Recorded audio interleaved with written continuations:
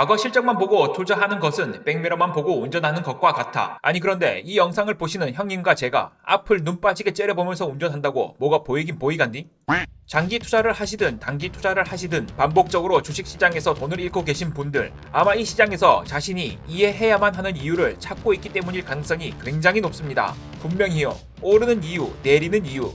저는 주식 투자에 관심이 많다 보니 유튜브 알고리즘이 주식 콘텐츠를 저에게 주로 보여주겠죠. 그런데 최근 테슬라가 급락했을 때 제 유튜브 메인 홈 화면은 죄다 테슬라가 내리는 진짜 이유에 관련된 내용들이었습니다. 그리고 엔비디아가 하락했을 때도 상승했을 때도 개별 주식뿐만이 아니라 물가가 오르는데 왜 오르죠? 왜 내리죠? 그리고 이는 주식에만 한정되지 않죠. 어디 집값이 빠지는 이유, 오르는 진짜 이유, 온갖 주식 카페, 블로그, 유튜브 등등에서는 그 이유를 알려주려는 사람, 그리고 묻는 사람들이 넘쳐난다는 것을 이 바닥에 조금만 있다 보면 잘 아실 겁니다. 그런데 이곳은 내가 이해할 수 있는 곳이 아님을 빨리 이해하지 못한다면 계속해서 손실이 날 수밖에 없어요. 아닌데 미국 주식은 실적 따라 꾸준하게 우상향하는데 미국 주식은 오르는 이유, 내리는 이유가 합리적이고 정상적인 시장인데 요 몇 년 미국 주식은 꾸준하게 우상향을 하는데 국내 주식은 올랐다 내렸다 아주 난리 부르스를 치죠. 아니 전쟁은 이스라엘, 우크라이나가 하는데 우리 증시가 그 당사국보다 더 떨어지질 않나. 바이든이 기침에도 떨어지고 푸틴이 하품에도 떨어지는 꼴을 겪다 보니 이런 말씀들을 많이 하시는데요. 비정상적인 국내 주식을 버리고 정상적인 미국 주식 투자하러 가자. 뭐 우리나라 증시 제도 자체가 불안정하고 후진적인 건 사실이에요. 그런데 그렇다고 쟤들이 정상은 아닐걸요. 이게 무슨 말이냐면 매그니피센트 세븐, 그러니까 최근 미국 증시 전체 멱살을 잡고 이끄는 7개 범세계적인 기업들, 애플, 마이크로소프트, 알파벳, 아마존, 엔비디아, 테슬라, 메타, 얘들이 어떻게 정상적인 기업이에요? 여러분이 외국 여성분이라고 생각을 해보세요. 태어나 처음 한국에 놀러 왔다가 우연히 길거리에서 차은우를 봤어요. 그리고 방탄소년단의 비도 보고 김수현도 보고 원빈도 보고 그러고 자기 나라에 돌아가서 이런 말을 하는 거예요. 코리안 남자들은 모두 very handsome. 자 그럼 잠시만요. 화면 좀 끌게요. 방금 검은 화면에 비친 자신의 모습 보셨나요? 제가 다른 말은 안 할게요.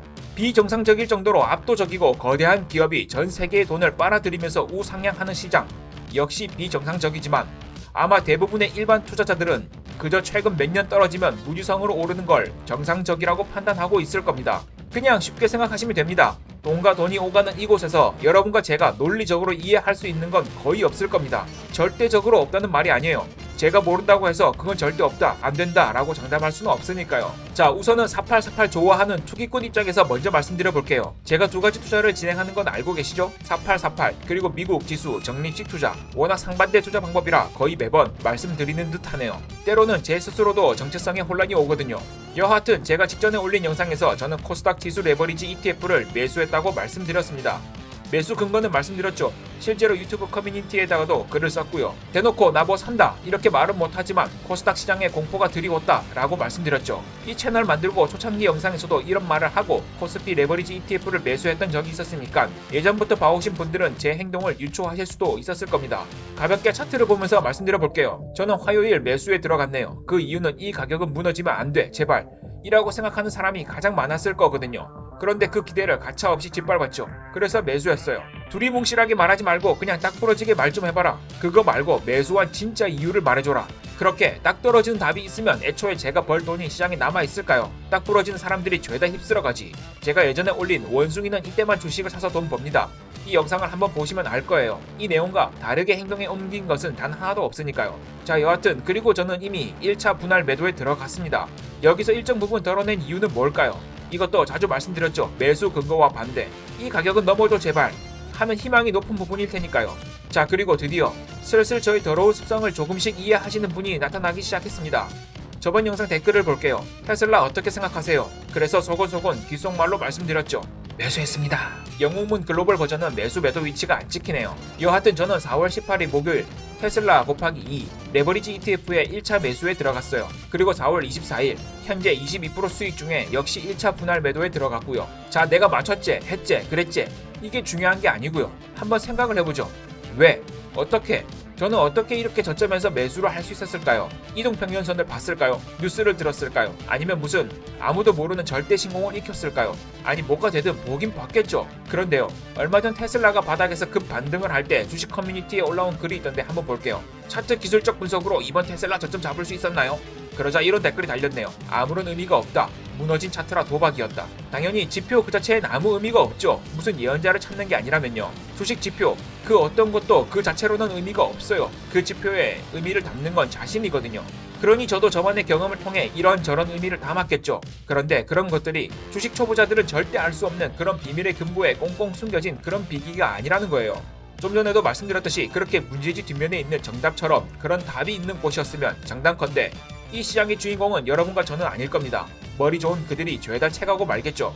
미국의 전문 투자 자문사 뱅가드 그룹이라고 있어요. 이 회사의 오야지 아야니 창립자가 존 보글이란 사람인데요. 여담으로 저는 이분을 좋아해서 제가 모아가는 지수 ETF가 바로 뱅가드 그룹의 VTI ETF입니다. 여하튼 이분이 하신 유명한 말씀이 있어요. 과거 실적만 보고 투자하는 것은 백미러만 보고 운전하는 것만 같아. 오, 멋있는 말 같아, 그죠?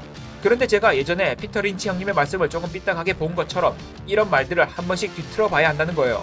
그냥 멋있는 말, 있어 보이는 말로써 그냥 듣고 흘리는 게 아니라 그래서 나에게 무슨 도움이 어떻게 활용할 수 있을까 한번 생각해 봐야 한다는 겁니다. 과거 실적, 그러니까 뒤만 보면서 투자하면 위험하다는 건데 그렇다고 형님과 제가 뒤 안 보고 앞만 본다고 뭐가 보이긴 하겠습니까? 군대를 다녀오신 분은 한 번씩 들어보셨을 거예요. 야 도우라, 저기 밤하늘을 봐봐. 뭐가 보이냐? 깜깜해서 아무것도 안 보입니다. 그래, 그게 너의 남은 군생활이야. 이거랑 비슷하죠. 우리가 눈 부릅뜨고 미래 전망하고 이런저런 이유 가져다 붙이면서 백미러 안 보고 앞 봐봤자 앞으로 성장할 산업과 세계의 변화를 예측해서 귀신같이 투자를 지속 반복할 수 있을까요? 아까도 말씀드렸지만 잘 본다고 잘 보이는 것들이었다면 수익률 상위 순서대로 줄 세웠을 때 아마 학벌 순대로 연병장 4열 정도의 앉아번호로 꽉 채우고 제가 뒤에서 두 번째 있을 겁니다. 학창시절엔 키 작아서 늘 앞번호 차지였는데 여기서만큼 제가 최후방 자신 있네요. 뒤는 저에게 맡기세요. 왜 학벌 순대로 IQ 순대로 이 시장에서 돈을 벌어가지 못할까요? 주식시장에서 개인이 돈을 벌려면 공부는 아무 의미 없다. 이 말은 절대로 아니지만 공부만으로는 돈을 벌 확률이 극히 희박하다는 겁니다. 흔히 주식은 심리게임이다 라는 말을 어렴풋이 하잖아요. 저도 공감하는데요. 문제는 이 심리라는 걸 어떻게 표현할 방법이 없어요. 참 좋은데 그게 뭔지를 모르겠으니 어떤 지름길을 통해야 빨리 주식 실력이 늘 수 있을지 알려드릴 방법도 모르겠고요. 뭐 방구석에서 심리 테스트 한다고 심리 능력치가 오르진 않을 거 아니에요. 다만 굳이 답을 억지로 끼워 맞춰보자면 결국 가장 중요한 것은 경험이에요. 이곳에서 죽지도 않고 돌아오는 각설이처럼 살아있어야 이 집은 밥을 잘 주더라, 저 집은 잘못하면 밥은커녕 주걱으로 쳐맞더라, 이런 걸 안다는 겁니다. 그러니까 제가 비중관리, 자금관리, 노래를 부르는 거예요. 개똥밭에 굴러도 이승이 낫다고 뭐 살아는 있어야 경험을 늘려볼 것 아닙니까? 자, 그럼 존 보글 형님의 말씀을 다시 가져와 볼게요. 과거 실적만 보고 투자하는 것은 백미러만 보고 운전하는 것과 같아. 그런데 대부분의 개인 투자자들은 앞을 봐도 보질 못한다. 그럼 대체 어떻게 하란 말이냐?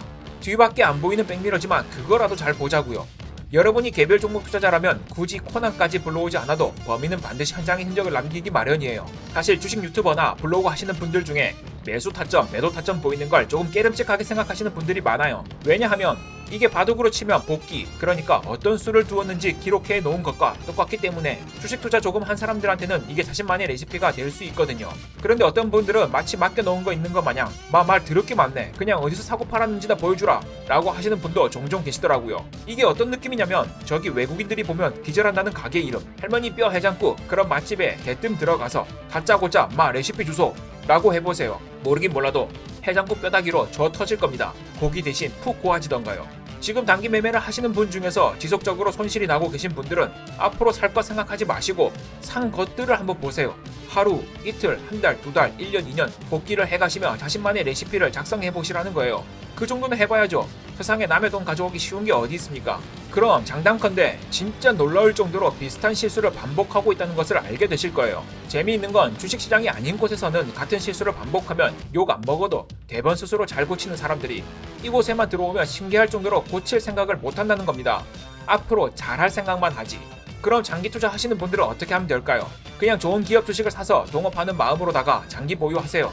이 한마디 참 좋은 말. 그런데 이 말이 얼마나 어려운지는 물에 잠기고 나면 알게 됩니다. 아, 장기 투자라는 게 투자하다 장기가 모조리 썩어 문드러지는 걸 말하는 거였구나 하고 말이죠. 자, 우리는 주식 투자를 돈을 벌려고 합니다. 그런데 앞을 봤자 보이는 건 없어요. 그럼 볼 게 하나밖에 없죠. 백미러를 슬쩍 봅시다. 너무 선명한 발자취가 보이네요. 100년에 가까운 미국 지수 차트 보시죠. 자, 그냥 가지고만 있다면 돈을 잃은 사람이 있었을까요? 없죠. 그럼 그냥 몰빵하는 겁니다. 적립식 투자가 좋은가요? 일시에 몰빵하는 거치식 투자가 좋은가요? 데이터를 보면 결과가 나옵니다. 몰빵이 무조건 높은 수익률을 자랑합니다. 그냥 하면 돼요. 몰빵. 그런데 절대로 누구나 다 할 수 있는 건 아닐 겁니다. 단타 투자자 보고 그런 말들 많이 하시죠. 이건 그들만 성공하는 거야. 단타로 돈 많이 버는 사람 봤냐? 못 봤지? 그럼 장투는요? 간혹 장투로 제법 큰 돈 벌었던 사람들을 종종 보이던데 그걸 다시 재투자하고 재투자하면서 해피엔딩으로 끝난 사람은 자주 보셨나요? 온라인상 말고 주위에서요. 단타로 큰 돈 버는 사람, 장투로 큰 돈 버는 사람 모르긴 몰라도 비율적으로는 그리 차이가 안 날 겁니다. 정리하자면 이곳은 이해하는 곳이 아니에요. 그럼 저는 무슨 생각으로 장기 투자, 적립식 투자를 하고 있을까요? 자본주의의 궁극적 목표가 뭘까요? 저는 결국 생산성 증대에 있다고 생각합니다. 더 빠르고 더 쉽고 더 많은 재화를 얻기 위해 폭주 기관차처럼 달리는 것이 자본주의의 실체라고 개념적으로 받아들여요. 언젠가 파멸이 올지 안 올지 모르겠지만 전 그 자본주의의 화신인 미국이란 나라를 그냥 믿을 뿐이에요. 중국에게 패권을 뺏기면 과거에도 상승했다고 미래도 상승할 거란 보장 있나? 아니 내일 점심 뭐 먹을지도 모르는데 제가 그걸 알 리가 있어요? 그리고 누군가 답을 말해준다고 해도 제가 이해를 하겠습니까? 이해하는 게 아니라 믿는 거라고요. 간혹 저에게 지수 ETF 상품 추천을 바란다거나 어떻게 해야 효율적으로 투자할 수 있는지 혹은 ISA 계좌 등 세금 운용 방법에 대해서 여쭤보시는 분들이 있던데요. 몰라요. 모릅니다. 그런 거 몰라요. 그냥 믿는 겁니다. 진짜 말도 안 되고 무식한 방법 같지만요.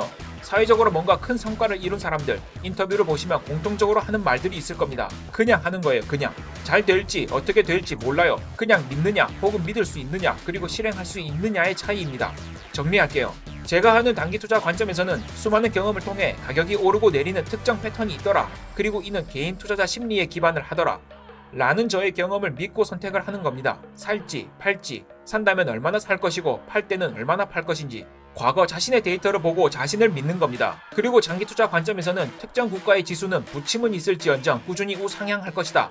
믿으며 사는 겁니다. 못 믿으면 파는 거고요. 그리고 그 믿음이 크면 더 많은 돈을, 작다면 작은 돈을 그저 그뿐이에요.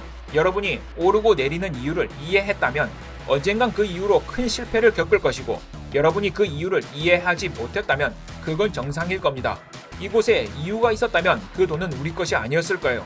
이곳은 이해가 안 되는 곳이니 죽어도 이해가지 않는다면 일단 투자금이라도 줄이시길 진심으로 바라봅니다.